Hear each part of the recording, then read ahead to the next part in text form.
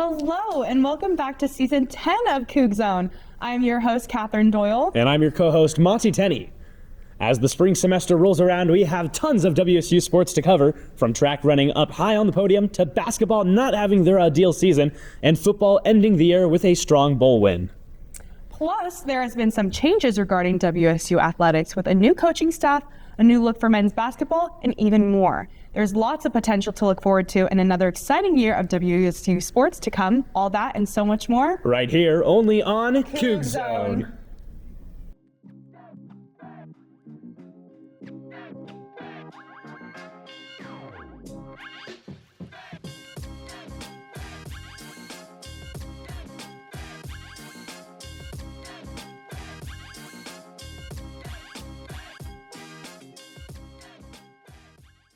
Hockey opened the 2026 portion of their schedule with a statement, picking up their first win of the new year in a 6-4 non-conference victory over Utah Valley January 15th in Cheney, Washington. The Cougs came flying out offensively, led by freshman phenom David Bushkin, who put on a show with a hat trick. Bushkin continues to lead all WSU freshmen in points, cementing himself early as a go-to scorer and a spark for this Cougar lineup. After the win, Washington State hit the road for a unique outdoor matchup in Kalispell, Montana, against the Grizzlies January 17th. Playing under the open sky, the Cougs struggled to find their footing and fell 8-1 as the offense couldn't match the pace of the game. The weekend wrapped up back home in Cheney January 18th with a heated ejection-filled conference showdown against Western Washington. In a physical contest, the Cougs dropped a 6-3 decision to the Vikings. Tempers flared throughout, and despite flashes of momentum, the Cougs couldn't overcome Western's pressure and depth. The Cougs took their game south this weekend, trading the Palouse for palm trees as Washington State hockey hits the road for a California showdown, giving a glimpse of how this team responds when challenged far from Pullman. The series opened with a surprising result as the Cougs dropped a close 4-3 decision to the last-place team in the Pac-8. Despite the loss, WSU showed an offensive fight.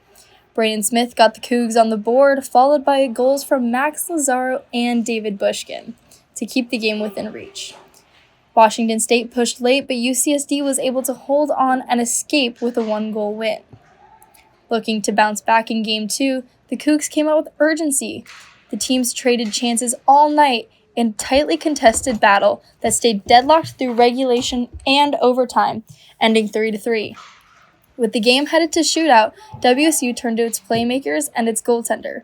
Max Lazaro stepped up first and delivered, followed by David Bushkin, who calmly buried the deciding shootout goal. Between the pipes, Cole Eastman was rock solid, shutting the door in net and giving Washington State the edge. The Cougs skated away with a 4-3 shootout victory, splitting the weekend and closing the series on a high note as they head back to Pullman. Track and field began their season January 16th at the UW Indoor Preview meeting, winning multiple medal stands in the distance runs.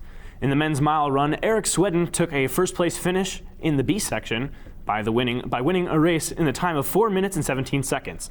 On the women's side, in the 3,000-meter event, 2 Cougars finished in the top 5.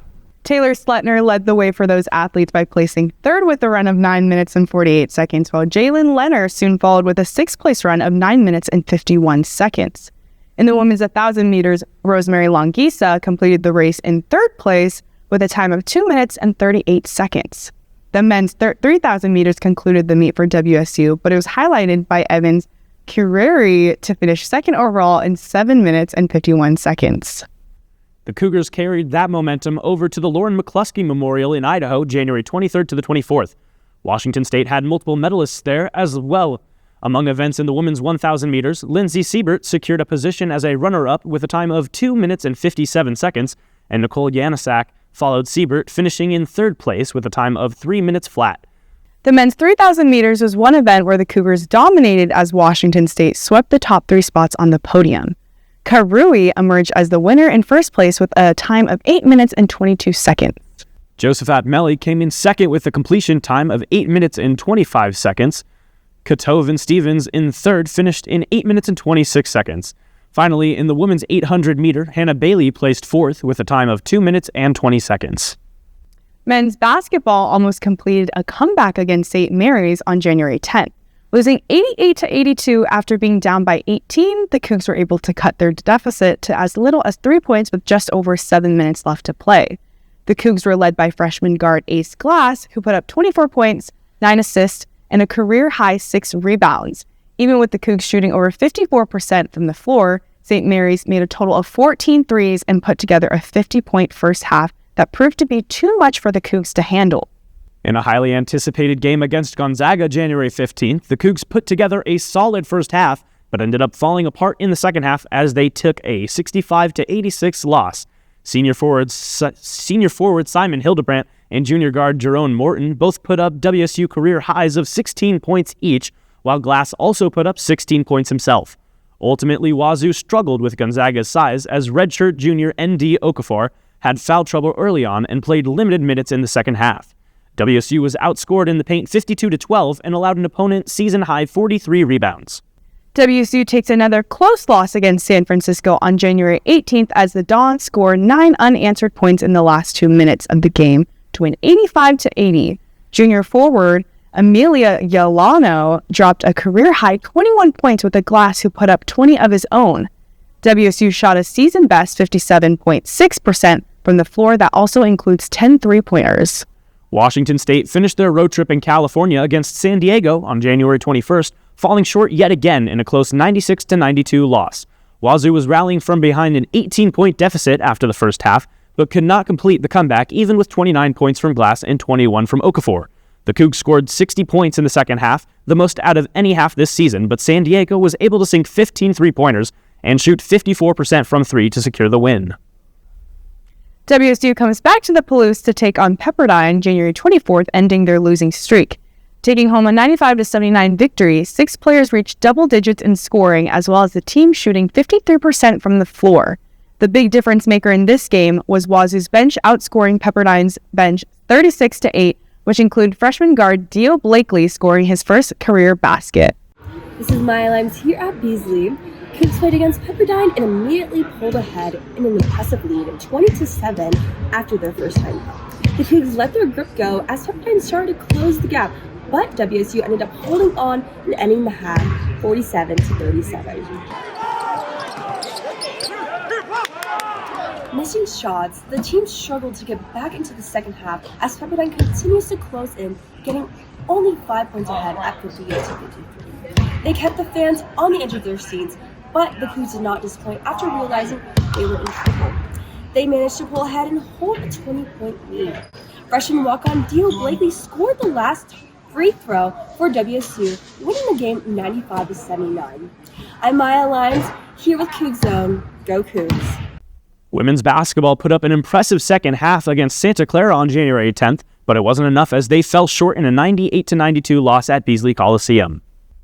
The Cougs scored 31 points in the third quarter, the highest scoring quarter of the entire season, highlighted by junior guard Eleonora Villa finishing with a career-high 29 points and 6 threes. Alongside her was sophomore guard Charlotte Abram, who put up a double-double, scoring 20 points and grabbing 11 rebounds. Wazoo then headed down to California to face St. Mary's College of California in a nail-biting 68-64 overtime victory January 15th. Defense was a pivotal factor in this game as the Cougs out-rebounded the Gales 51-30.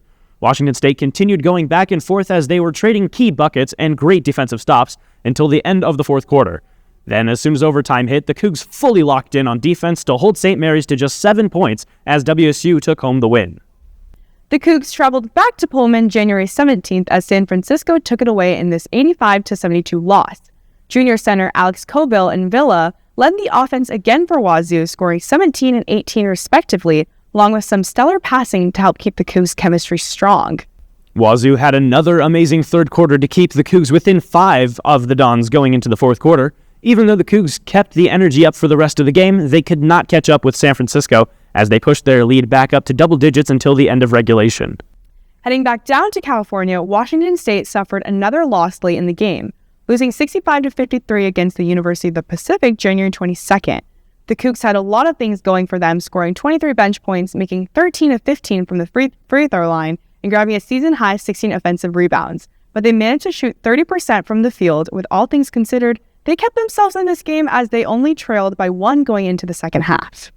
Villa finished the game by putting up 11 points, 5 assists, and 3 steals, with Abraham scoring 12 and redshirt freshman guard Keandra Koritz adding 8 points off the bench. As the second half progressed, Pacific's lead continued to grow and put too much separation between them and WSU for the Cougs to make a comeback. Tennis opened its season in a convincing fashion, earning a 6-1 victory over Idaho January 18th at the Kibbe Dome. The win marked the Cougars' 28th straight victory over the Vandals and the first career win for a new coach, Josh Garrett's. Washington State swept all 3 double matches and won both single matches to secure the dominant win. On January 24th and 25th, the Cougars were scheduled to travel to Athens, Georgia to cooperate in the ITA kickoff and face San Diego State in the first round. However, due to severe weather in the southeast, the team was unable to make the trip. The Cougars returned to action January 30th when they host Fresno State in their home opener. Match play begins at 4 p.m. at Hollingsbury Fieldhouse, and the tennis team hopes to see Cougar Nation there. The Crimson Girls dance team went to Orlando, Florida to compete in the UDA College Nationals January 16th to the 18th. They competed against 18 teams in hip-hop and 24 teams in jazz. After competing in the jazz semifinals, scoring a 90.9, they were on their way to the finals. They then competed in hip-hop semifinals, scoring an 88.7, bidding a move to the finals. Both routines were amazing on finals day, with the team taking 8th place in the nation in both sections. In hip-hop, the Cougars scored 89.3 for jazz. The top score was 96.7, with the Crimson Girls scoring 90.5. Football took home their first bowl win since 2018, beating Utah State December 22nd in the famous Idaho Potato Bowl. The Cougars won the game 34-21. Going into halftime, WSU held a 14-0 lead, and the Cougars only expanded their lead in second half, scoring 20 points. WSU put together one of their best offensive performances of the year, totaling 628 yards and taking possession for about 35 minutes. Redshirt senior quarterback Zevi Eckhouse scored 3 touchdowns, all of which were passing touchdowns. In the first half, he threw 2 touchdowns, one being a 41-yard pass to freshman Mackenzie Aline, and the second a 1-yard pass to junior Hudson Cedarland. In the second half, Eckhouse threw a 39-yard touchdown to freshman Landon Wright. Sophomore quarterback Julian Duggar got some minutes and even had a 34-yard rushing touchdown in the fourth quarter. Jack Stevens also had 2 field goals from 23 and 25 yards. The defense also had a strong showing, ending the game with 42 tackles. Senior Matthew Durrance had an interception. Now let's jump into what you missed across Cougs sports during winter break. Amidst finals and preparing for winter break, women's basketball kept busy playing 5 games between December 10th and January 10th. On December 10th, the Cougs put up a good fight against Eastern Washington in Beasley, but unfortunately took the loss after a tight game. A week later, on December 16th, WSU hit the road and traveled to New Jersey, dropped a 74-65 decision at Seton Hall despite a second-half rally that cut into an early deficit. Wazoo had a quick turnaround from the holidays and bounced back into an open conference play on December 28th against Pepperdine. Charlotte Abram led the charge with 16 points and 10 rebounds, while Marta Alonso took the victory against Pepperdine 66-63. Jumping into the new year, the Cougs faced Portland on January 2nd, but came up short, losing 62-49. On January 8th, Oregon State defeated the Cougs 78-64 in Pullman. Across these games, WSU showed resilience, earning a hard-fought win against Pepperdine. Men's basketball stayed busy over winter break with lots of games to get them all warmed up for the season. The Cougars hosted Nevada at home on December 7th, with WSU losing 78-64 as Nevada outpaced the Cougars after a close first half. The Cougs traveled to USC on December 14th and fell in a close game 61-68. Even with the defense limiting the Trojans 1-for-13 on 3-pointers while putting up 9 threes of our own. WSU then went on to beat Eastern Washington in Spokane on December 17th in a 78-63 match, where the Cougars shot 52% from the field and held Eastern to 63 points, the fewest by a WSU opponent this season. On December 20th, the Cougs won at Beasley Coliseum against Mercer. Washington State held off the Bears 84-78 behind 24 points from true freshman Ace Glass, who led a balanced offense, giving 5 Cougs double-digit points. When WCC play began on December 28th, the Cougars went on to the road to Portland and picked up a 67-62 win. Richards Bayers came off the bench with a game-high 13 points, providing a big boost as Wazoo took the lead in the second half. The Cougs were beaten in Seattle on December 30th, 55-69, after the worst shooting performance of the season, despite grabbing 54 rebounds and forcing 19 turnovers. To start the new year, the Cougars held off LMU 78-76 at home on January 2nd. Oregon State was taken down in Spokane 81-67 on January 4th, following a dominant performance from 4 double-digit scorers. WSU lost 88-82 at St. Mary's on January 10th despite a stellar 24-point game from true freshman Ace Class. Track kicked off their season December 6th at the Boston Opener. The Cougs started strong, headlined by sophomores Solomon Kipchoge and Evans Karui, who placed 11th and 12th in the men's 5K Invitational. In the women's 3K Invitational, sophomores Rosemary Longisa shined with a time of 8 minutes and 55 seconds, earning her 8th place in the race. For their second meet of the year on December 11th, Wazoo traveled up north to Spokane, Washington to participate in the Spokane Invitational. The Cougs once again had an impressive showing with all runners placing within the top 10 of their respective races. Sophomore Lillian Herman earned herself a spot on the podium in the women's 600. Meanwhile, brothers Farron and Rickard Vergas both had magnificent races in the men's 800. And sophomore Lindsay Siebert placing first in the women's 800. Back-to-back impressive showings for the WSU track team as they look to continue this momentum into 2026. The Cougs dealt with its 4th head coaching change in the last 6 seasons after Jimmy Rogers took the Iowa State head coaching position December 5th. Administration moved quickly, selecting former Missouri offensive coordinator and Washington State native Kirby Moore as the 36th head coach in program history just a week later on December 12th. And Moore got to work early, signing 12 Power 4 transfers and re-signing several portal-bound Cougs, including 2025 key players Kirby Voorhees and Tony Freeman. Moore even committed quarterback Caden Pinnock, the 2025 Big Sky Freshman of the Year at UC Davis, to the Cougs. Let's hope this exciting momentum carries to the Cougs into the new era of Pac-12 football. Speaking of coaching changes, soccer announced Chris Chidovitsky as the new head coach of the program. Chidovitsky joins the Cougs after 8 seasons at the University of Montana, where he led the team to 4 NCAA tournament appearances, a winning record, and earned 2023 Big Sky Coach of the Year. Joining Chidovitsky from Montana is 11 transfers so far, including 2025 Big Sky Goalkeeper of the Year, Ashlyn Dvorak. Former head coach and winningest coach in Cougar history, Todd Schollenberger, departed for Ole Miss December 2nd after 11 years with WSU. Despite 6 NCAA postseason bids under Schollenberger, the Cougs struggled in his last few seasons in Pullman, even with the Pac-12 dissolving. In men's basketball, the Cougs will don a new look for their alternative white uniforms, titled the Clock Tower Collection. The look pays homage to the Bryan Hall Clock Tower, and the team will debut these new strands February 7th when Santa Clara comes to town. Maybe a new look is just what the Cougs need to turn around an underperformance of a season.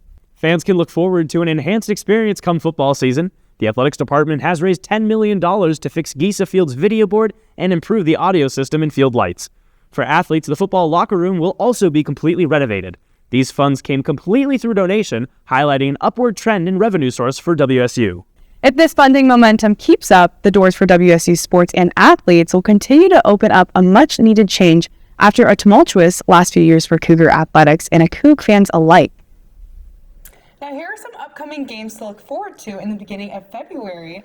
Tennis will face off against Fresno State on January 30th, followed by a road trip to Sacramento State on February 6th, and UC Davis on February 7th. Their last 2 games on the road are both in Utah, playing BYU on February 13th and the University of Utah on February 14th. Track and field will run in the UW Invitational on January 30th and 31st, then compete in the Riverfront Invitational on February 6th and 7th in Spokane. After both invitationals, they will head back up to Seattle to run in the Husky Classic on February 13th and 14th. Swimming will be facing off against the Idaho Vandals on January 30th and 31st, both in Moscow and in Pullman at the Gibbs Pool. Men's basketball has a busy schedule as they will face off against Oregon State on February 4th, then come home to play Santa Clara on February 7th. Wazoo goes back on the road to play Gonzaga again on February 10th, then travel back to Pullman to play Pacific on February 18th. Women's basketball will face against Gonzaga at home on January 31st, then head down to California to play University of San Diego on February 5th and Pepperdine on February 7th.